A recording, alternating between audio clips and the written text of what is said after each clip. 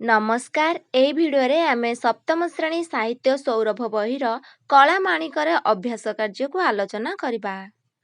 ଉତ୍ତର କୁହ। କ.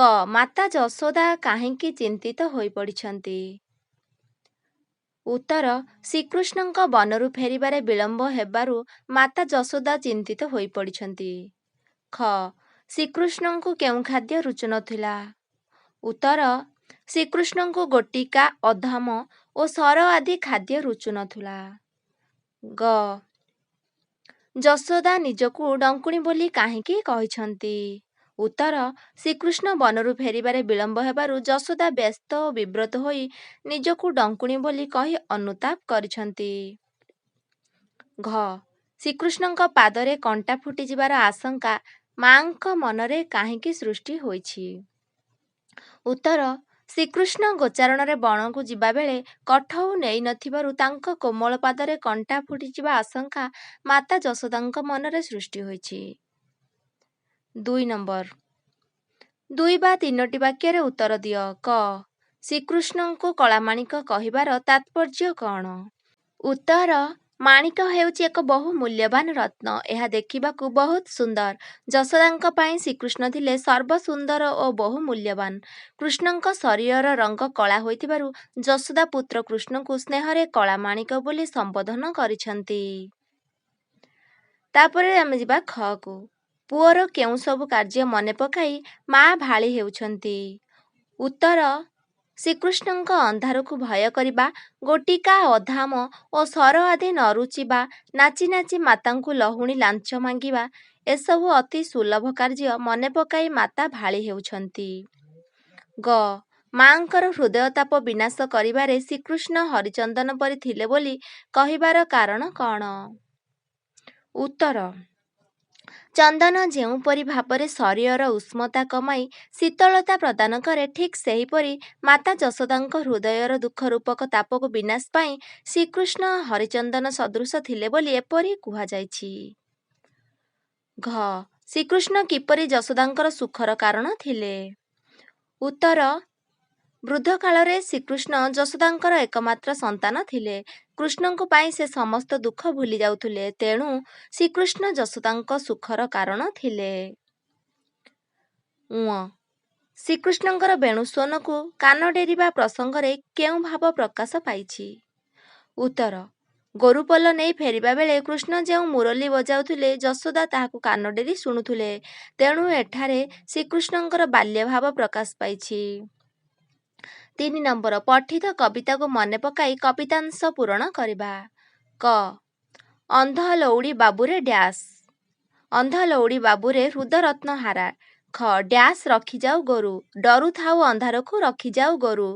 ହୃଦତାପ ବିନାଶନେ ଡ୍ୟାସ୍। ହୃଦତାପ ବିନାଶନେ ତୁ ହରିଚନ୍ଦନ। ଘ. ଡ୍ୟାସ୍ ସର ନ ରୁଚଇ ତୋତେ। ଗୋଟିକା, ଅଧମ ସର ନ ରୁଚଇ ତୋତେ। ଙ. ବନେ କଣ୍ଟା ଲାଗି ହୁଏ ଡ୍ୟାସ୍। ବନେ କଣ୍ଟା ଲାଗି ହୁଏ ମୃଦୁ ପାଦ ଚିନ୍ତା। 4 ନମ୍ବର। ସରଳ ଭାଷାରେ ବୁଝାଇ ଲେଖ। କ. ତୋଳି ମୁଁ ଧଇଁଲେ ପଶିବଇ ମୁହିଁ। ଉତ୍ତର, ତୋଳି ମୁହିଁ। ସଂଶିତ ପଦ୍ୟାଂଶଟି ଛନ୍ଦଯୁଗର ବିଦଗ୍ଧ କବି ଅଭିମନ୍ୟୁ ସାମନ୍ତ ସିଂହାରଙ୍କ ରଚିତ ମୂଳକାବ୍ୟ ବିଦଗ୍ଧ ଚିନ୍ତାମଣିର ଅଂଶବିଶେଷ କଳାମାଣିକରେ ଶୀର୍ଷକ ପଦ୍ୟରୁ ଆନୀତ।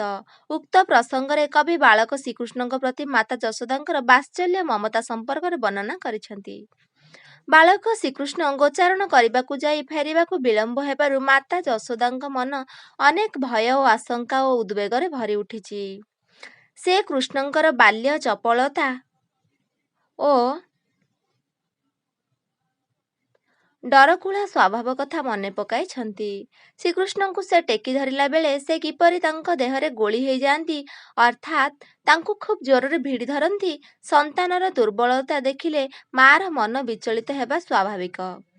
ଯଶୋଦାଙ୍କ ମନ ସେଥିପାଇଁ ଦୁଃଖରେ ଭରି ଉଠିଛି। ପ୍ରସଙ୍ଗଟି ବେଶ୍ ହୃଦୟଛୁଆଁ ହୋଇପାରିଛି। ଖ. ନେଲୁ ନାହିଁ କାହିଁ ପାଇଁ ମୃଦୁପାଦ ଚିନ୍ତା। ଉତ୍ତର, ନେଲୁ ଚିନ୍ତା। ସଂଶିତ ପଦ୍ୟାଂଶଟି କବି ଅଭିମନ୍ୟୁ ସାମନ୍ତ ସିଂହାରଙ୍କ ରଚିତ ବିଦଗ୍ଧ ଚିନ୍ତାମଣି କାବ୍ୟର ଅଂଶବିଶେଷ କଳାମାଣିକର ଶୀର୍ଷକ କବିତାରୁ ଆନିତ। ଉକ୍ତ ପ୍ରସଙ୍ଗରେ କବି ଶ୍ରୀକୃଷ୍ଣଙ୍କ ଗୋଷ୍ଠ ବାହୁଡ଼ାରେ ବିଳମ୍ବ ଦେଖି ମାତା ଯଶୋଦାଙ୍କର ବ୍ୟସ୍ତତା, ଆଶଙ୍କା ଓ ଉଦ୍ବେଗର ବର୍ଣ୍ଣନା କରିଛନ୍ତି। ଶ୍ରୀକୃଷ୍ଣ ପ୍ରତିଦିନ ଗୋଚାରଣରେ ବନକୁ ଯାଆନ୍ତି ଓ ସନ୍ଧ୍ୟା ପୂର୍ବରୁ ଘରକୁ ଫେରନ୍ତି। ଆକସ୍ମିକ ଭାବେ ଦିନେ ତାଙ୍କର ଫେରିବା ବିଳମ୍ବ ହୋଇଛି। ତେଣୁ ଯଶୋଦାଙ୍କର ମନରେ ବହୁ ଆଶଙ୍କା ଦେଖାଦେଇଛି। ସେଦିନ ସେ ସଙ୍ଗରେ କଠ ଓ ଛତା ନେବାକୁ ଭୁଲି ଯାଇଛନ୍ତି।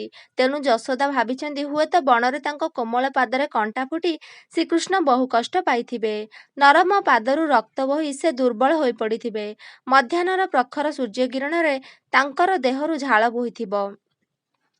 କିମ୍ବା କାନ୍ତ ହୋଇ ସେ କୌଣସି ବୃକ୍ଷ ଛାୟାରେ ବିଶ୍ରାମ ନେଇଥିବେ। ତଜନିତ କାରଣରୁ ହୁଏତ ସେ ଫେରିବାରେ ବିଳମ୍ବ କରିଛନ୍ତି। ଏହିପରି ନାନା ଭାବନା ଓ ଆଶଙ୍କା ତାଙ୍କ ମନକୁ ଆସିବାରୁ ସେ ଦୁଃଖରେ ଭାଙ୍ଗି ପଡ଼ିଛନ୍ତି। ପ୍ରସଙ୍ଗଟିରେ ଯଶୋଦାଙ୍କ ବାତ୍ସଲ୍ୟ ସ୍ନେହ ପ୍ରଶଂସନୀୟ। 5 ନମ୍ବର ଅସଜଡ଼ା ପଦକୁ ସଜାଡ଼ି ଲେଖ। କ ତୁ ତୁ ବିନାଶନେ ଏକଇ ବୃଦ୍ଧକାଳେ ନନ୍ଦ ହୃଦତାପ ହରିଚନ୍ଦନ ମୋହର। ୟାକୁ ସଜାଡ଼ିକି ଲେଖିଲେ କ'ଣ ହେବ ନା ବୃଦ୍ଧକାଳେ ତୁମୋହର ଏକଇ ନନ୍ଦନ ହୃଦତାପ ବିନାଶନେ ତୁ ହରିଚନ୍ଦନ। ଖ ଶ୍ରୁତିକି ଡଙ୍କୁଣି ବନକୁ ମାତିବାର ଶୁଭୁଛି ଛାଡ଼ିଦେଲି ନିଶାଚର କାହିଁକି ମୁଁ। ଏହାକୁ ସଜାଡ଼ି ଲେଖିଲେ ନିଶାଚର ମାତିବାର ଶୁଭୁଛି ଶ୍ରୁତିକି ମୁଁ ଡଙ୍କୁଣି ଛାଡ଼ିଦେଲି ବନକୁ କାହିଁକି। 6 ନମ୍ବର ପ୍ରଶ୍ନ ଦେଖିବା। ଯଶୋଦା ଶ୍ରୀକୃଷ୍ଣଙ୍କୁ କ'ଣ କ'ଣ ସମ୍ବୋଧନ କରି ଡାକିଛନ୍ତି ସେହି ନାମଗୁଡ଼ିକ ଲେଖ। ଯଶୋଦା ଶ୍ରୀକୃଷ୍ଣଙ୍କୁ କଳାମାଣିକରେ, ନିଧନ ଶଙ୍ଖାଳି, ଦରିଦ୍ର ପସରା, ଅନ୍ଧ ଲଉଡ଼ି ଏବଂ ହୃଦରତ୍ନ ହାରା ଇତ୍ୟାଦି କହି ଡାକିଛନ୍ତି। 7 ନମ୍ବର ରେଖାଙ୍କିତ ଶବ୍ଦଗୁଡ଼ିକର ଅର୍ଥ ଲେଖ। କ ନିଧନ ଶଙ୍ଖାଳି ମୋର ଦରିଦ୍ର ପସରା। ଏଠାରେ ନିଧନର ଅର୍ଥ ହେଉଛି ଧନହୀନ। ଖ ବୃଦ୍ଧକାଳେ ତୁମୋହର ଏକଇ ନନ୍ଦନ। ଏଠାରେ ନନ୍ଦନର ଅର୍ଥ ହେଉଛି ପୁତ୍ର। ଗ ଗୋଟିକା ଅଧାମ ସର ନରୁଚଇ ତୋତେ। ଅଧାମର ଅର୍ଥ ହେଉଛି ରାବିଡ଼ି। ଘ ବନେ କଣ୍ଟା ଲାଗି ହୁଏ ମୃଦୁପାଦ ଚିନ୍ତା। ଏଥିରେ ମୃଦୁର ଅର୍ଥ ହେଉଛି କୋମଳ। ଙ ବାର ବାର ବାରୁଥାଇ ଯିବା ପାଇଁ ବନେ। ବାରୁଥାଇର ଅର୍ଥ ହେଉଛି ମନା କରିବା। 8 ନମ୍ବର ତଳେ ଦିଆଯାଇଥିବା ସମଚାରିତ ଶବ୍ଦଗୁଡ଼ିକ ମଧ୍ୟରେ ଥିବା ଅର୍ଥଗତ ପାର୍ଥକ୍ୟ ଲେଖ। ବେଶୀ ବେଶୀ। ପ୍ରଥମ ବେଶୀର ଅର୍ଥ ହେଉଛି ଅଧିକ। ତାପରେ ବେଶୀର ଅର୍ଥ ହେଉଛି ବେଶଧାରୀ। ତାପରେ ସେ ନିଧନ ନିଧନ। ପ୍ରଥମ ନିଧନର ଅର୍ଥ ହେଉଛି ଧନହୀନ। ତାପରେ ନିଧନର ଅର୍ଥ ହେଉଛି ମୃତ୍ୟୁ। ଶ୍ରୁତି ଶ୍ରୁତି। ପ୍ରଥମର ଶ୍ରୁତି ଅର୍ଥ ହେଉଛି ଶୁଣିବା। ତାପରେ ଶ୍ରୁତିର ଅର୍ଥ ହେଉଛି ବେଦ। ନିଶା ନିଶା। ପ୍ରଥମର ନିଶାର ଅର୍ଥ ହେଉଛି ରାତ୍ରି। ଦ୍ୱିତୀୟର ନିଶାର ଅର୍ଥ ହେଉଛି ଅବସ୍ଥାନ ଶେଷ। ବର ବର। ପ୍ରଥମ ବର ଅର୍ଥ ହେଉଛି ବରଗଛ। ତାପରେ ବରର ଅର୍ଥ ହେଉଛି ସ୍ୱାମୀ। 9 ନମ୍ବର ତଳଲିଖିତ ଶବ୍ଦଗୁଡ଼ିକର 2ଟି ଲେଖାଏଁ ପ୍ରତିଶବ୍ଦ ଲେଖ।